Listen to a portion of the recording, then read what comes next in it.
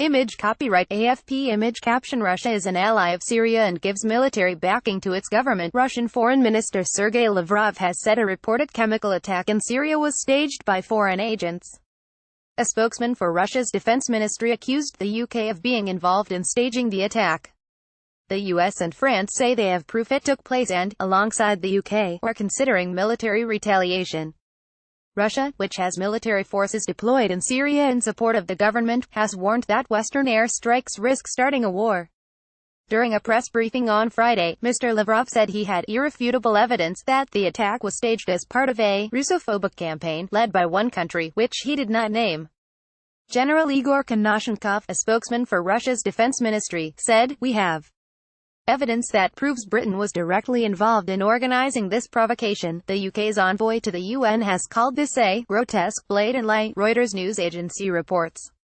The White House says it is continuing to assess intelligence and talk to its allies about how to respond.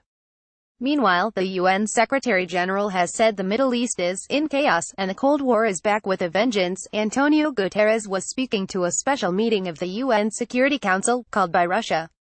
He urged countries to act responsibly in these dangerous circumstances. A delegation from the Organization for the Prohibition of Chemical Weapons (OPCW) will arrive in Syria's eastern Ghouta region on Saturday. Few details are expected to be released about the movements of the chemical weapons inspectors, for safety reasons. What proof is there of a chemical attack? The suspected attack, denied by Syrian President Bashar al-Assad's government, was carried out in the eastern Ghouta town of Douma on Saturday, reportedly killing dozens of people. Control over the town has since passed from rebels to the Syrian and Russian military authorities. The Violations Documentation Center, VDC, a Syrian opposition network which records alleged violations of international law in Syria, said bodies were found foaming at the mouth, and with discolored skin and cornea burns.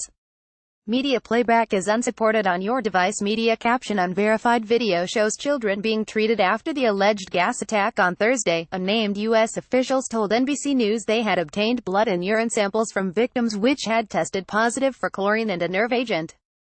The U.S. ambassador to the UN, Nikki Haley, told the network, "We definitely have enough proof, but now we just have to be thoughtful in our action." French President Emmanuel Macron also said he had proof that the Syrian government had attacked Douma with chemical weapons but did not give further details. A UN report last year found the Syrian government responsible for a deadly chemical attack on the rebel-held town of Khan Sheikhoun, in which more than 80 people died. That attack was followed by a U.S. cruise missile attack on a Syrian airbase. How is the West responding this time? In the UK, cabinet ministers agreed it was highly likely the government of Syrian President Bashar al-Assad was responsible for the alleged attack and said the use of chemical weapons must not go unchallenged. During a phone call on Thursday, UK Prime Minister Theresa May and US President Donald Trump had agreed to keep working closely on the issue, Mrs. May's office said. Media playback is unsupported on your device. Media caption Trump, decisions on Syria will be made fairly soon. The U.S. president has said Russian President Vladimir Putin bears responsibility for the alleged attack in Douma because of his support for the Syrian government. On Wednesday he warned Russia that missiles were coming, but later tweeted that he had never said when. It could be very soon or not so soon at all, Mr. Trump said. What is Russia saying about the risk of war? Russia has described the reports of a chemical attack as a provocation designed to justify Western intervention. Moscow's UN ambassador Vasily Nebenzia accused Washington of putting international peace at risk. The immediate priority is to avert the danger of war, he said on Thursday. Senior Russian figures, including the head of the military, have warned that U.S. missiles will be shot down and their launch sites targeted if Russian personnel come under threat. On Friday, Deputy Prime Minister Arkady Dvorkovich criticized Mr. Trump's rhetoric.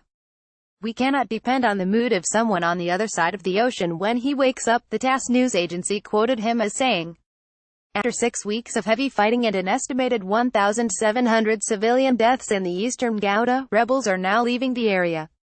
The final evacuations of about 4,000 remaining Islamist fighters and civilians were taking place on Friday, according to the UK-based Syrian Observatory for Human Rights Monitoring Organization.